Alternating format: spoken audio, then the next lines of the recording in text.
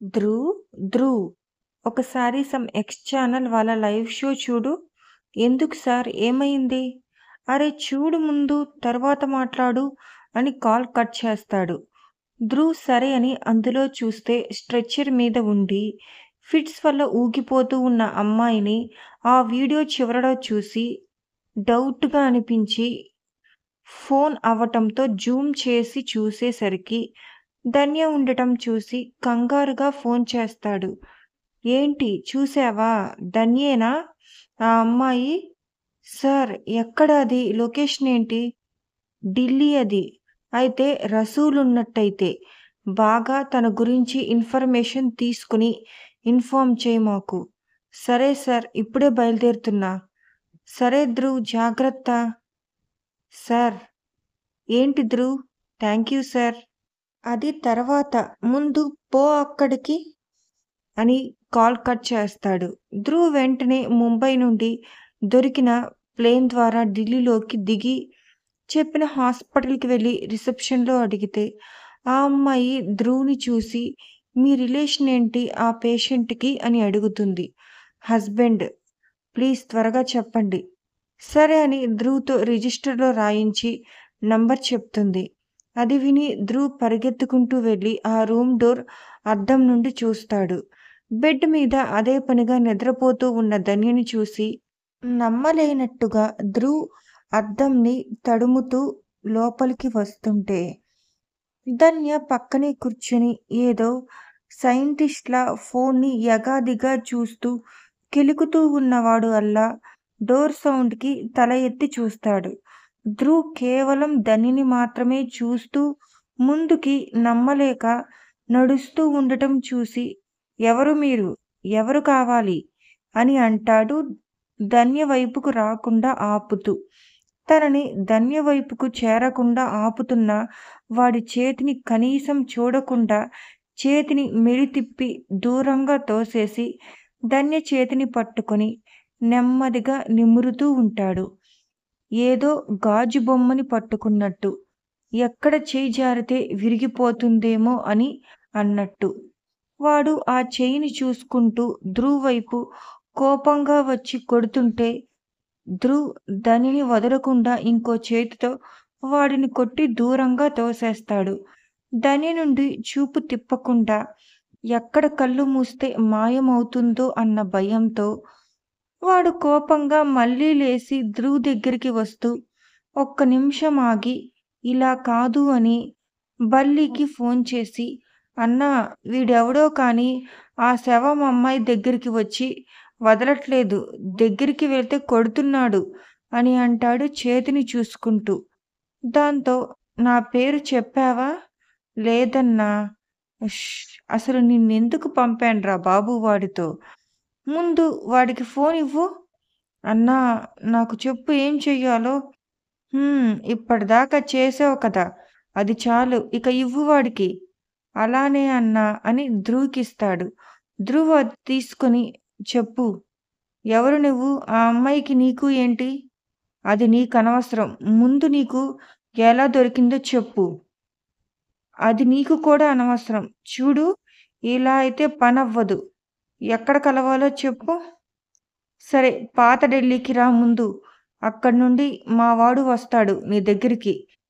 సరే అని కట్ చేసి వాడిని చూస్తూ చూడు నేనొచ్చే వరకు జాగ్రత్తగా చూసుకో అని చెప్పి పాత ఢిల్లీకి వస్తాడు. అక్కడి నుండి కాల్ చేసి చెప్పటంతో ఒకడు వచ్చి తీసుకుని వెళతాడు. అలా కాసేపటికి ఒక చోటకి తీసుకుని వెళ్ళి ఇక్కడే లోపలికి వెళ్ళండి అని అంటాడు. దాంతో ధ్రువ్ అంతా చూస్తూ లోపలికి వెళతాడు. అక్కడ ఒకడు కుర్చీలో కూర్చుని పక్కన నుంచుని ఉన్న వాళ్ళతో సెటిల్మెంట్ చేస్తూ ఉండటం చూసి కుర్చీలో ఉన్నవాడి వాయిస్ విని కన్ఫర్మ్ చేసుకుని నేనే మాట్లాడింది మీతో. మీరు? నేను ధ్రువ్. ఓహో! ఆ అమ్మాయికి మీరు? నా వైఫ్. మీకెలా దొరికిందో చెప్తారా? మీ వైఫా? అంటే మీకు పెళ్ళయిపోయిందా? హా! అసలు విషయం చెప్తారా ఇక? ఒక నిమిషం. నేను మా అన్నతో మాట్లాడాలి. ఎందుకు? అది చెప్తాను. మా అన్నని రానివ్వండి ముందు అని చెప్పి లోపలికి వెళ్ళి అక్కడ ఏదో వస్తువుని పట్టుకొని చూస్తూ ఉన్న రసూల్ దగ్గరికి వెళ్ళి కంగారుగా, "అన్నా, వదిన గురించి ఎవడో వచ్చి నా వైఫ్ అంటున్నాడన్నా" అని అంటుంటే అది విని రసూల్ చేతిలో ఉన్న ఆ వస్తువుని పగలగొట్టి, "ఎవడు వాడు? ఎక్కడున్నాడు?" అని అంటాడు. బల్లి కాలర్ పట్టుకొని, "బా బ బయటున్నాడన్నా" అని అంటుంటే రసూల్ కోపంగా చూస్తూ పక్కనే ఉన్న గన్నుని తీసుకొని వెనకాలే పెట్టుకొని ధ్రువ్ ఉన్న చోటుకి వస్తాడు. ధ్రువ్ వాడిని చూసి చిన్నగా నవ్వుతూ, "నువ్విక్కడ?" అని అంటాడు కావాలని. రసూల్ ధ్రువ్‌ని చూసి, "మళ్ళీ నువ్వే వచ్చావా? ఓహ్! అయితే నేను గుర్తున్నానా? సరే, నాకర్థమయింది. నేను వెళ్తున్నా నా వైఫ్‌తో. ఎవరి దగ్గరికి వచ్చి ఏం తీసుకొని వెళ్తా అని అంటున్నావు? అది నా సొత్తు. నువ్వు తీసుకొని వెళ్ళలేవు తనని. అంటే తనని నేను ప్రేమిస్తున్నా. నువ్వు తనని వదిలేసి వెళ్ళిపో. నీకే మంచిది." "ఏంటి బెదిరిస్తున్నావా? వదిలే ప్రసక్తే లేదు. అయితే ఇక్కడే చచ్చిపో. నేను చస్తే నిన్ను కూడా నాతో పాటు తీసుకుని పోతా. వస్తావా?" "ఏంటి ఆటలు? ఇంట్రెస్ట్ లేదు. ప్రాణాల మీద ఆశ ఉంటే పో ఇక్కడి నుండి." "ఈ మాటలు ఇక వేస్ట్. నా ధన్యని ఇంక నీ దగ్గర ఉంచలేను. వదలకపోతే చంపైనా తీసుకుని పోతా." "జోకా? నన్ను చంపితే నీ హయ్యర్లకి ఏం చెప్తావ్? దాని గురించి నేను చూసుకుంటాలే. అది నా తలపోటు. దా, ఇద్దరం చూసుకుందాం. ఎవరు చివరలో బ్రతికితే వాళ్ళదే ధన్య. పోనీలే అని వదిలేస్తుంటే దా దా అని పిలుస్తున్నావు. సరే దా, నీ సరదా నేనెందుకు కాదు అని అనాలి" అని రసూల్ అందరినీ రావద్దు అని చెప్పి ధ్రువ్‌తో సింగిల్‌గా ఫైట్ చేస్తూ ఉండగా చివరలో రసూల్ మనుషుల్లో ఒకడు ధ్రువ్‌ని కొడతాడు. దాంతో ధ్రువ్ కొద్దిగా పడిపోతూ ఉండటం చూసి రసూల్ వచ్చి కొడుతుంటే ధ్రువ్ రసూల్‌ని తోసేసి గన్‌తో షూట్ చేస్తాడు. అది కడుపులోకి వెళ్ళటంతో రసూల్ దానిని అడ్డుగా పట్టుకొని ధ్రువ్‌ని కొడదామని ముందుకు వస్తుంటే ధ్రువ్ ఇంకోసారి నుదుటి మీద షూట్ చేస్తాడు. దాంతో రసూల్ కింద పడిపోయి చనిపోతాడు. రసూల్ చనిపోవటంతో అందరూ షాక్ అయ్యి చూస్తూ ఉంటారు. బల్లి నమ్మలేక రసూల్‌ని ఊపుతో, "అన్నా లెగు. ఎందుకు కావాలని ఓడిపోయావ్ లెగు" అని ఊపుతుంటే ధ్రువ్ తన దెబ్బల్ని చూసుకుంటూ, "వాడు ఇంకా లెగవడులే. కానీ ఒక కారివ్వు నేను పోవాలి" అని అంటాడు. బల్లి పక్కన ఉన్న వాడికి సైగ చేయటంతో వాడు కార్ తాళాలు ఇస్తాడు. అవి తీసుకొని చూస్తూ ధ్రువ్, "మీ అన్నని ఏదో అంటున్నావు కావాలని. ఓడిపోయాడు అని అంటే." బల్లి అది విని, "మీకు రావాల్సింది వచ్చిందిగా, ఇక వెళ్ళండి" అని అంటాడు. ధ్రువ్ రసూల్‌ని చూస్తూ, "చెప్పు" అంటాడు. బల్లి ధ్రువ్‌ని చూస్తూ, "సరే చెప్తా." బల్లి రసూల్‌కి ధ్రువ్ గురించి చెప్పగానే కోపంతో గన్ తీసి పెట్టుకుంటుంటే అది చూసి, "అన్నా, వాడు తన వైఫ్ అని వదినని అంత ఖచ్చితంగా అంటున్నాడు. అంటే నిజమేనేమో అన్నా, ఒకసారి ఆలోచించు" అని అంటుంటే రసూల్ ఆ మాటకి తగ్గి ఆలోచిస్తూ, "నిజమేరా. ఒకవేళ తను నాతో పాటు వచ్చినా తనకి సంతోషం కన్నా కష్టాలే ఎక్కువ వస్తాయి. చూద్దాం. ఒకవేళ తన కోసం ఎంత దూరమైనా పోతే నేను వదిలేస్తాను తనని" అని అంటాడు. "అన్నా, మరి నువ్వు ఉండగలవా వదిన లేకుండా?" చూద్దాం" అని వంకరగా నవ్వుతూ ఉండటం చూసి బల్లి భయంగా, "అన్నా, నిజం చెప్పు. నువ్వది గాని ఆలోచించట్లేదు కదా?" రసూల్ బల్లి ముఖాన్ని పట్టుకుని, "నువ్వు కూడా ఈ పనిని వదిలేయ్. వేరే దారిలో బ్రతుకు" అని చెప్పి ధ్రువ్ ఉన్న చోటికి వస్తాడు. అది విని ధ్రువ్ రసూల్ ఎందుకు స్లోగా మూవ్ తీసుకుంటున్నాడో అర్థమయ్యి రసూల్ కళ్ళు మూసి ధన్య ఉన్న హాస్పిటల్‌కి వెళతాడు. అక్కడ వాడికి బల్లి చెప్పటంతో వాడు ధ్రువ్ రాగానే వదిలి వెళ్ళిపోతాడు. ధ్రువ్ ధన్యని చూస్తూ అలానే ధన్య దగ్గరికి వంగి ఒకసారి హగ్ చేసుకొని, "ఎందుకు వచ్చావే నా కోసం? ఎందుకు?" అని అంటాడు. కానీ ధన్య అలానే మౌనంగా పడుకొని ఉండటంతో అలానే చూస్తూ ఉండగా, ధన్య కోసమని డాక్టర్ చెక్ చేయటానికని వస్తారు. దాంతో అక్కడ ఉన్న ధ్రువ్‌ని చూసి, "డాక్టర్ మీరు?" అని అడుగుతాడు. ధ్రువ్ అది చూసి డాక్టర్‌కి షేక్ హ్యాండ్ ఇస్తూ తన హస్బెండ్ అని అంటాడు. డాక్టర్ అది విని ధన్య కండిషన్ గురించి చెప్పి వెళ్ళిపోతుంటే ధ్రువ్ పిలిచి, "మరి ధన్య ఎప్పుడు లెగుస్తుంది డాక్టర్?" అని అడుగుతాడు. డాక్టర్ డౌట్‌గా "ధన్య" అని అడుగుతాడు. అది చూసి తన పేరు అదే. ఎప్పుడు లెగుస్తుంది? చెప్పలేం. ఎన్ని రోజులైనా అవ్వచ్చు. అయితే మా ఊరు తీసుకొని వెళ్ళిపోవచ్చా? ఏం ఊరు మీది? హైదరాబాద్. హా! పర్లేదు. కేవలం తనకి కావాల్సినవి ఇస్తే చాలు. అక్కడైనా పర్లేదు. ఒకవేళ మీరు తీసుకువెళ్ళాలి అని అంటే నాకు చెప్పండి. నేను చెక్ చేసి పంపిస్తాను అని చెప్పి వెళ్ళిపోతారు. ధ్రువ్ అది విని స్టూల్ మీద కూర్చొని ధన్యని చూస్తూ ఉండగా తన ఫోన్ మోగటంతో తీసి చూస్తాడు. అందులో అన్షు అని ఉండటం చూసి, "చెప్పరా అన్నయ్య, మేం ఊరు వచ్చేస్తున్నాం. ధన్య వదిన ఎప్పుడు వస్తుంది ఊరికి? అది తరువాత నేనొచ్చాక మాట్లాడతా. కానీ మీరు ఎప్పుడు బయలుదేరుతున్నారు?" "ఆల్రెడీ దారిలో ఉన్నామన్నయ్య. ఇదిగో బావ మాట్లాడతాడంట." "సరే." జై ఫోన్ తీసుకొని, "రేయ్ ఎక్కడున్నావ్? చూడాలని ఉందిరా నిన్ను." "నేను ఢిల్లీలో ఉన్నా." "ఢిల్లీయా? అక్కడెందుకు?" "ధన్య కోసం." "సరిగ్గా చెప్పరా మొత్తం."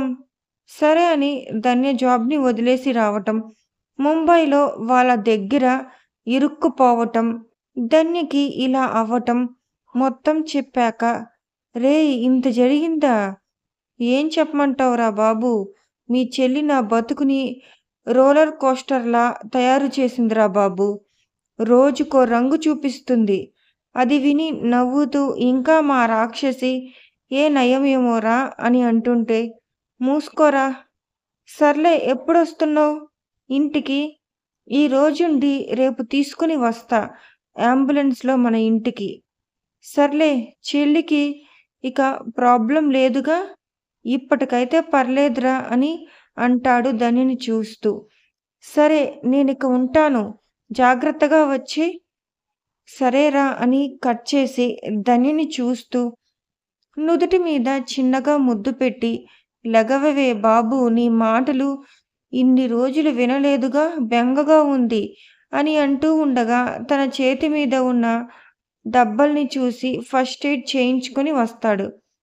ఆ రాత్రంతా ధన్యని ఇన్ని రోజులు చూడకుండా ఉండటం వల్ల అలా చూస్తూ ఉంటాడు. ధన్యని ఒకసారి చెక్ చేయించాక, "ఏం లేదు బాగానే ఉంది" అని చెప్పటంతో తీసుకొని అంబులెన్స్‌లో హైదరాబాద్‌కి వస్తూ ఉంటాడు. జైని ఇంట్లోకి వీల్‌చైర్‌తో రాగానే అది శాంతిగారు, జై నాన్నగారు చూసి, "ఇదేంట్రా ఏమైంది వీడికి?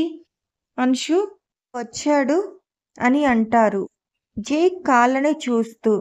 అది చూసి వస్తున్నప్పుడు ఇద్దరూ కలిసిన అల్లిన కథని గుక్క తిప్పకుండా అప్పచెప్పటంతో ఇద్దరూ అది నమ్మేసి లోపలికి తీసుకొని వెళ్తారు. కొన్ని గంటలకి ధనిని తీసుకుని ఒక హాస్పిటల్‌లో జాయిన్ చేసి తన రిపోర్ట్స్‌ని డాక్టర్లకి ఇచ్చి అందరికీ ఫోన్ చేసి చెప్తాడు ధ్రువ్. దాంతో అందరూ అది విని కంగారుగా బయలుదేరి వస్తారు అక్కడికి.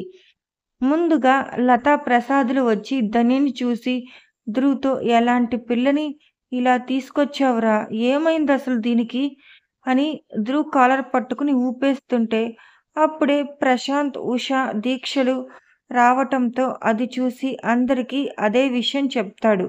ఎలా జరిగింది ఇదంతా అని అడిగితే రసూల్ గురించి చెప్పకుండా మిగతా అంతా చెప్తాడు. దాంతో అందరూ ధన్య ఎప్పుడు కళ్ళు తెరుస్తుందా అని చూస్తూ ఉంటారు.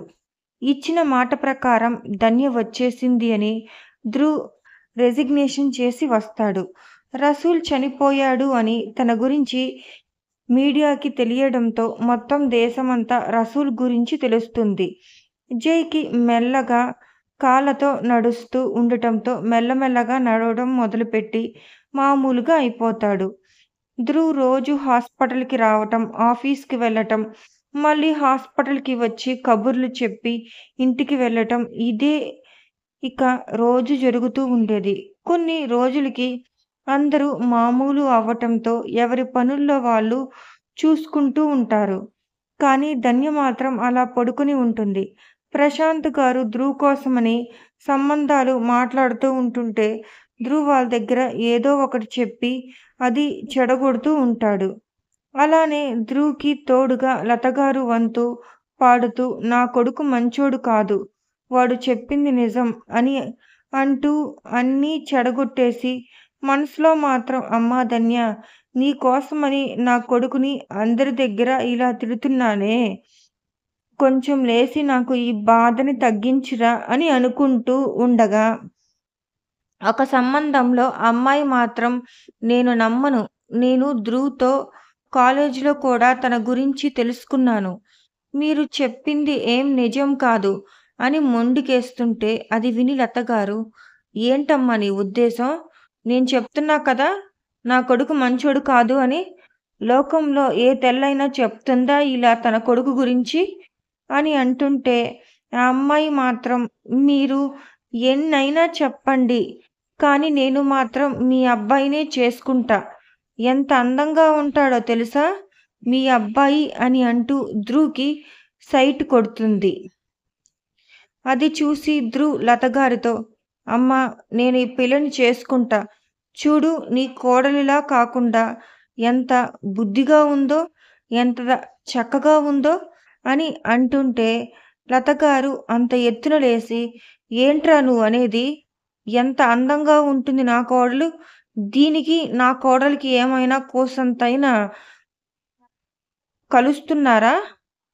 పైగా ఇది బుద్ధిగా ఉందా? రా నీ కళ్ళకి బొద్దుగా ఉందిరా ఇది. ఇలా కాదు" అని ఆ అమ్మాయిని చూసి "ముందు మీరు వెళ్ళండి బయటికి" అని వాళ్ళు ఎంత చెప్పినా వినకుండా బయటకి గెంటేస్తారు. అది చూసి ధ్రువ్ పడి పడి నవ్వుతుంటే సోఫాలో లతగారు కోపంగా చపాతీ కర్ర ఇచ్చుకొని వస్తారు ధ్రువ్‌ని కొట్టడానికి అని. అది చూసి ధ్రువ్ పారిపోతాడు లతగారికి దొరకకుండా. అలా అలా ఒక నెల గడిచిపోతుంది. ధన్య లేచాక తనని వైజాగ్ తీసుకొని 4, 5 ఏళ్ళు ఉండిపోదామని అక్కడ సముద్రం దగ్గర ఒక ఇల్లు, దాని దగ్గర ధన్య కోసమని ఒక నర్సరీ తీసుకుందామని అనుకుంటూ 2 రోజుల్లో వచ్చేద్దామని ఒకేసారి ధనిని చూద్దామని హాస్పిటల్‌కి వచ్చి ధనిని ఒకసారి చూసి వైజాగ్‌కి ప్లేస్‌లో వెళ్ళిపోతాడు. ధ్రువ్ దిగాక జైకి కాల్ చేసి "నేను వైజాగ్ వచ్చేసాను. అమ్మ వాళ్ళు ఎవరైనా అడిగితే చెప్పు" అని చెప్పి కట్ చేస్తాడు. ధ్రువ్ అలా కట్ చేయటం ధన్య కొంచెం కొంచెంగా కళ్ళు తెరవటం ఒకేసారి జరుగుతాయి. దాంతో అక్కడ ఉన్న నర్స్ అది చూసి కంగారుగా డాక్టర్‌ని పిలవటానికి అని వెళ్తుంది. నర్స్ పరుగు మొదలు పెట్టగానే ధన్య పూర్తిగా కళ్ళు తెరిసి చుట్టూ చూస్తుంది. కాఫీ తాగి వస్తున్న ఉషగారు ధన్య కళ్ళు తెరవటం చూసి "రేయ్ ధన్య" అని ఆనందంగా హగ్ చేసుకుని "నేను గుర్తున్నానా" అని అడుగుతుంటే ధన్య "అమ్మా" అని అంటుంది చిన్నగా ఏడుస్తూ. అది చూసి ఉషగారు ధన్య పక్కన కూర్చోగానే ధన్య ఉషగారి చేతిని పట్టుకోవాలి అని చూస్తుంటే కానీ నీరసం వల్ల ఎత్తలేకపోతుంటే అది చూసి ఉషగారు తన చేతిని తీసుకుని "రేయ్ ఏడవకు" అని కన్నీళ్లు తుడిచి "నేను ఇక్కడే ఉన్నా కదా, ఏం కాదు నీకు" అని అంటుంటే ధన్య ఉషగారిని చూసి "బావ ఎక్కడా" అని అంటుంది. అది విని అప్పుడు గుర్తొస్తుంది ఉషగారికి అందరికీ చెప్పింది కానీ ధ్రువ్‌కి చెప్పలేదు అని. ఫోన్ తీసుకొని కాల్ చేస్తుంటే అది చూసి ధన్య బావకి చెప్పొద్దు అని అంటుంది. వీడియోను ఆస్వాదించినందుకు ధన్యవాదాలు. ఇంకా ఎక్కువ భాగాలు చూడాలంటే సబ్స్క్రైబ్ చేయండి. మీ అభిప్రాయాలను కమెంట్లో పంచుకోండి. తరువాతి భాగంలో కలుద్దాం.